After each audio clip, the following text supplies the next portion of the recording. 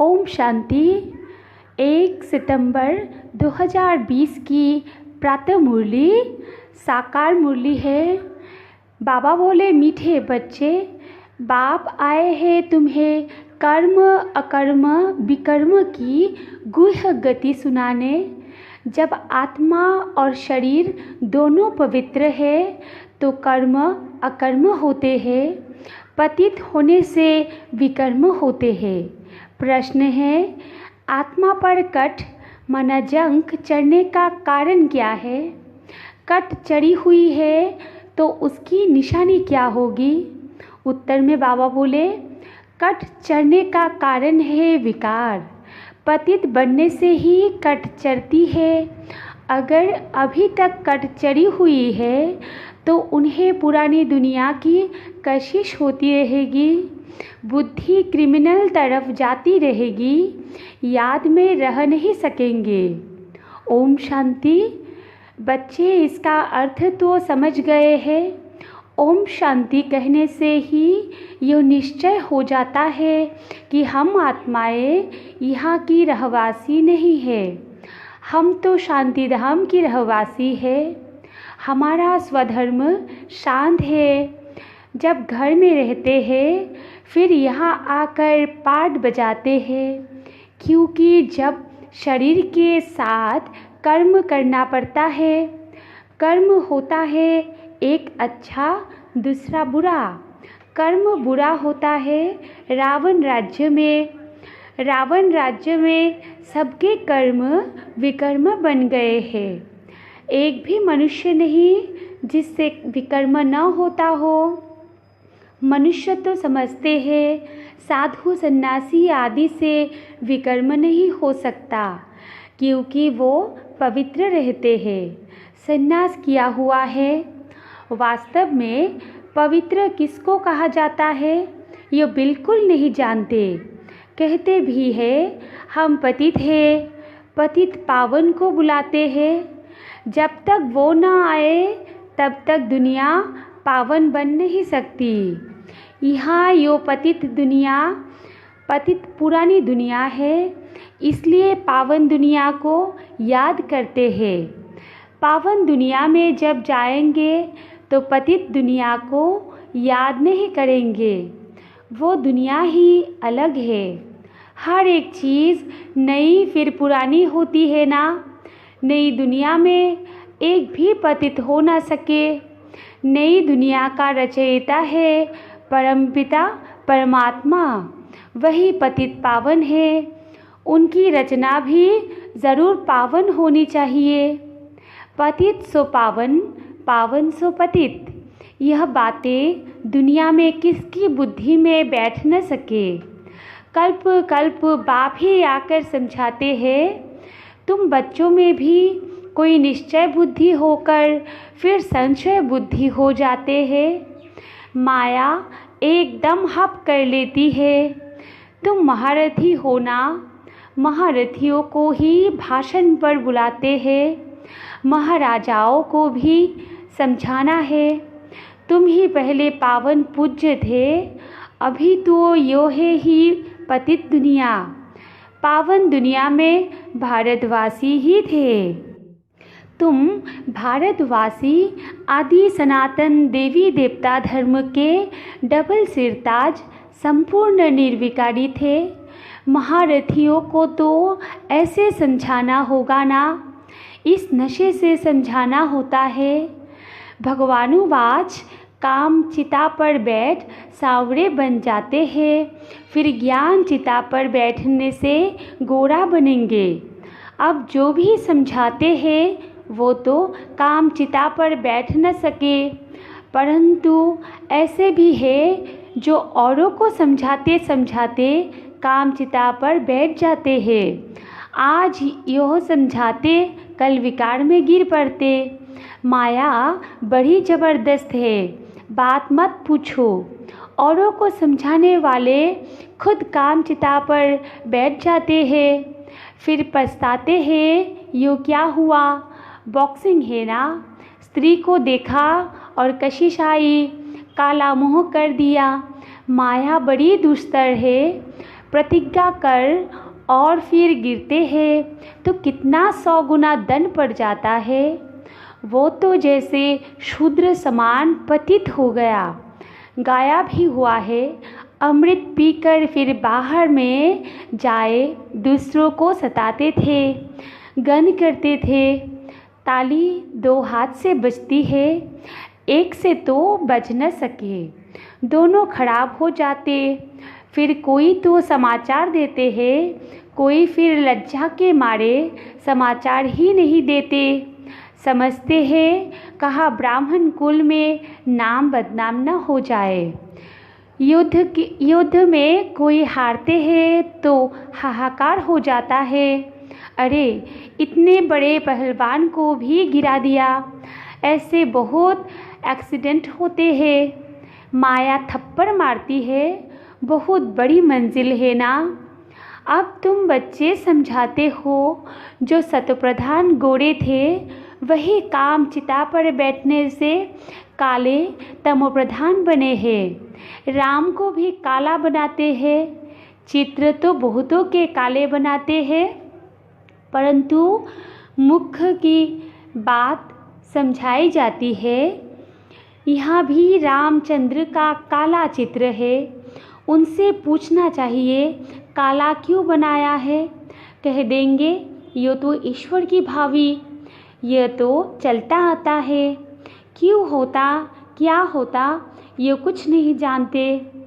अब तुमको बाप समझाते हैं, काम चिता पर बैठने से पतित दुखी व्रत नाट्य पैनी बन जाते हैं।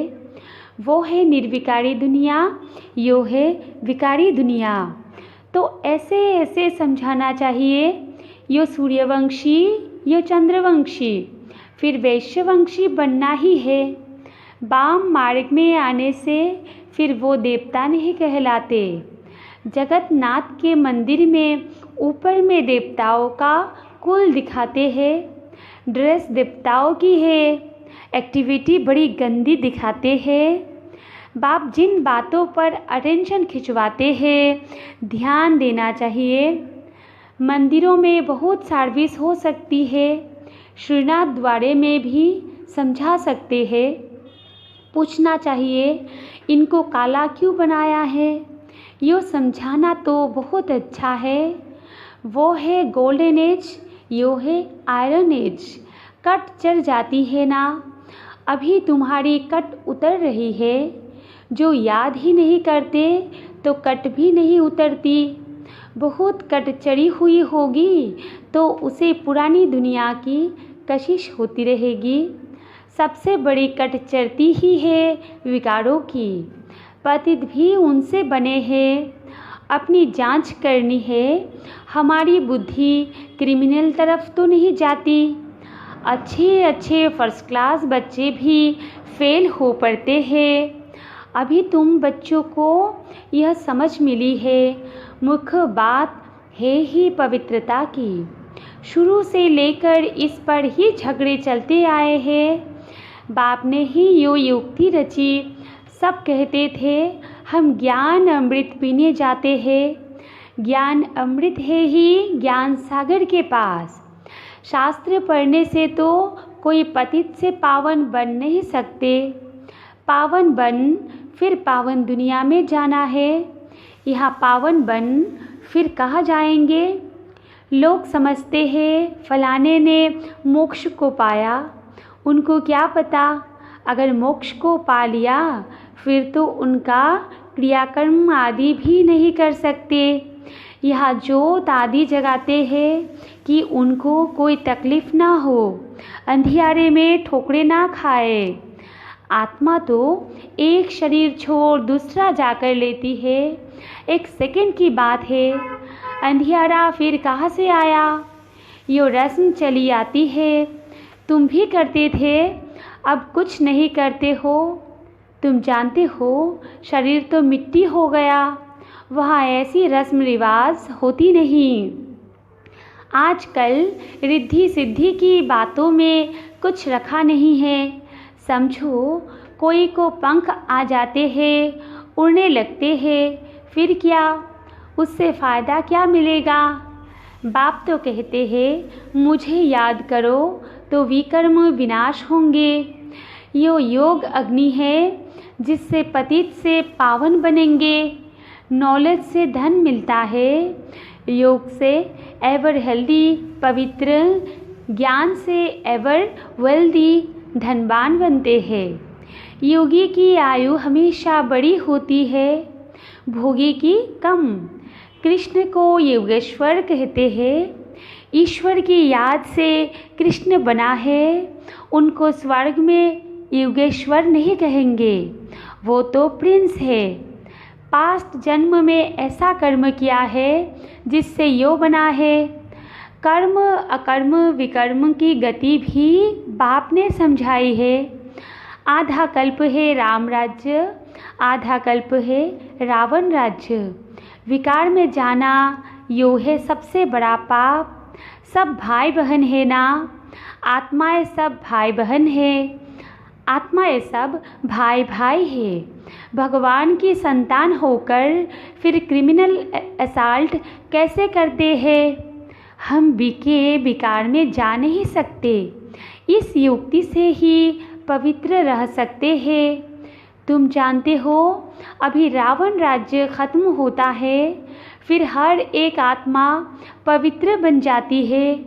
उसको कहा जाता है घर घर में सोजरा, तुम्हारी जोत जगी हुई है, ज्ञान का तीसरा नेत्र मिला है। सतयुग में सब पवित्र ही रहते हैं, यह भी तुम अभी समझते हो। दूसरों को समझाने की बच्चों में नंबरवार ताकत रहती है, नंबरवार याद में रहते हैं। राजधानी कैसे स्थापन होती है, कोई की बुद्धि में यो नहीं होगा। तुम सेना होना जानते हो, याद के बल से पवित्र बन हम राजा रानी बन रहे हैं। फिर दूसरे जन्म में गोल्डन स्पून इन माउथ होगा। बड़ा इम्तिहान पास करने वाले मर्तबा भी बढ़ा पाते हैं। फ़र्क पड़ता है ना, जितनी पढ़ाई उतना सुख। यो तो भगवान पढ़ाते हैं, यो नशा चढ़ा हुआ रहना चाहिए। चौव चीनी ताकत का माल मिलता है। भगवान बिगड़ ऐसा भगवान भगवती कौन बनाएंगे? तुम अभी पतित से पावन बन रहे हो, फिर जन्म जन्मांतर के लिए सुखी बन जाएंगे, उच्च पद पाएंगे। पढ़ते पढ़ते फिर गंदे बन जाते हैं। देह अभिमान में आने से फिर ज्ञान का तीसरा नेत्र बंद हो जाता है। माया बड़ी ज़बरदस्त है, बाप खुद कहते हैं बड़ी मेहनत है। मैं कितनी मेहनत करता हूँ ब्रह्मा के तन में आकर, लेकिन समझकर फिर भी कह देते ऐसे थोड़ी ही हो सकता है। शिव बाबा आकर पढ़ाते हैं, हम नहीं मानते, ये चालाकी है। ऐसे भी बोल देते हैं राजाई तो स्थापन हो ही जाएगी। कहते हैं ना सच की बेड़ी हिलती है परंतु डूबती नहीं। कितने भीगने पड़ते हैं। अच्छा मीठे मीठे सिकलदे नूरे रत्न, शाम से सुंदर बनने वाली आत्माओं प्रति मात पिता बाप दादा का दिल व जान सिख व प्रेम से याद प्यार और गुड मॉर्निंग। रूहानी बाप की रूहानी बच्चों को नमस्ते। और ऐसे नूरे रत्न शाम से सुंदर बनाने वाले बाप दादा को भी हम बच्चों की याद प्यार गुड मॉर्निंग और नमस्ते नमस्ते नमस्ते। धारणा के लिए मुख्य सार 1 नंबर पॉइंट में है। योग की अग्नि से विकारों की कट जंक को उतारना है। अपनी जांच करनी है कि हमारी बुद्धि क्रिमिनल तरफ तो नहीं जाती है। 2 नंबर पॉइंट में है निश्चय बुद्धि बनने के बाद फिर कभी किसी भी बात में संशय नहीं उठाना है। विकर्मों से बचने के लिए कोई भी विकर्म अपने स्वधर्म में स्थित होकर बाप की याद में करना है। कोई भी कर्म अपने स्वधर्म में स्थित होकर बाप की याद में करना है।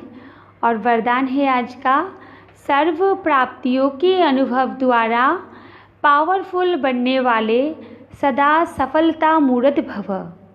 विस्तार में है, जो सर्व प्राप्तियों के अनुभवी मूर्त है वही पावरफुल है।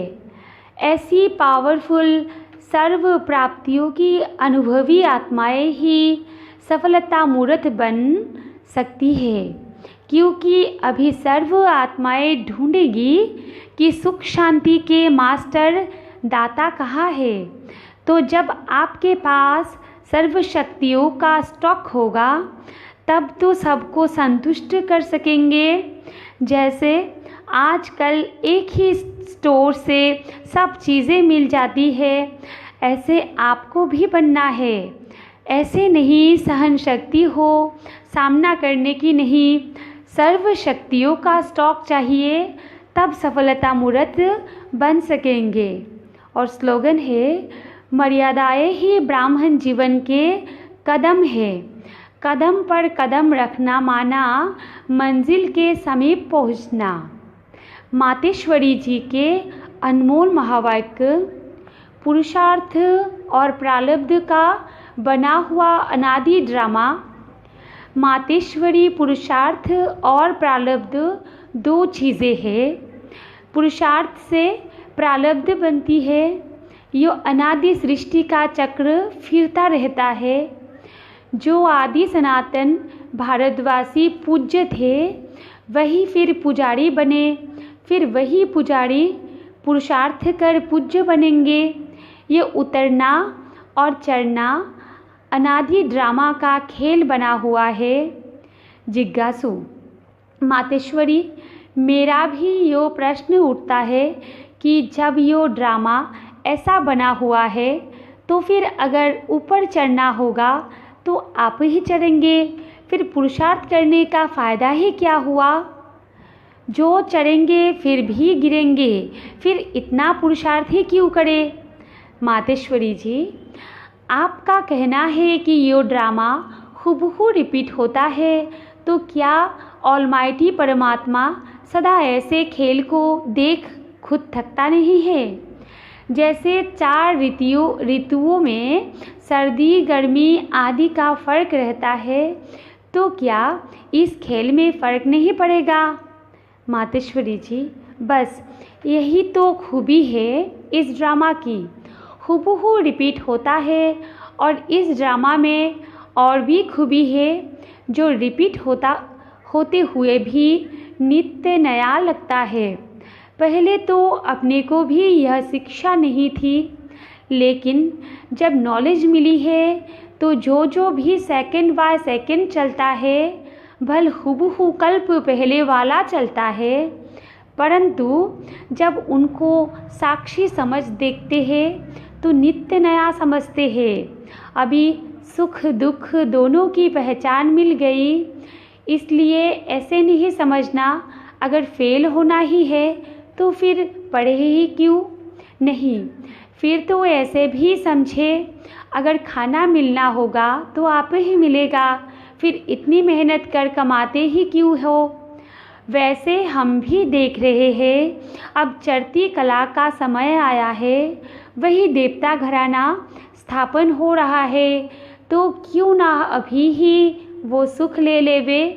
जैसे देखो, अब कोई जज बनना चाहता है तो जब पुरुषार्थ करेगा तब उस डिग्री को हासिल करेंगे ना।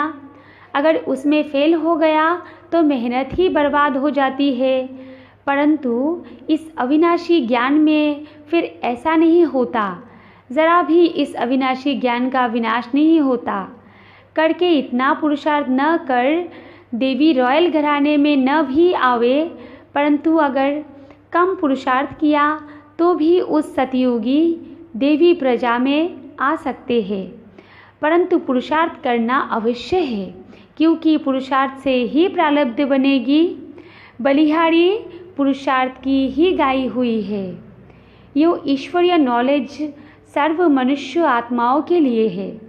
पहले तो अपने आपको एक मुख्य पॉइंट ख्याल में अवश्य रखनी है। जब इस मनुष्य सृष्टि झाड़ का बीज रूप परमात्मा है, तो उस परमात्मा द्वारा जो नॉलेज प्राप्त हो रही है वो सब मनुष्य के लिए ज़रूरी है। सभी धर्म वालों को ये नॉलेज लेने का अधिकार है।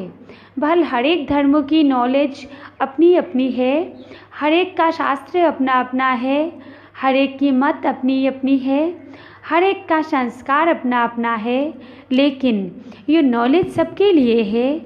भले वो इस ज्ञान को न भी उठा सके, हमारे घराने में भी न आवे, परंतु सबका पिता होने कारण उनसे योग लगाने से फिर भी पवित्र अवश्य बनेंगे। इस पवित्रता के कारण अपने ही सेक्शन में पद अवश्य पाएंगे, क्योंकि योग को तो सभी मनुष्य मानते हैं। बहुत मनुष्य ऐसे कहते हैं हमें भी मुक्ति चाहिए, मगर सजाओं से छूट मुक्त होने की शक्ति भी इस योग द्वारा मिल सकती है। अच्छा, ओम शांति।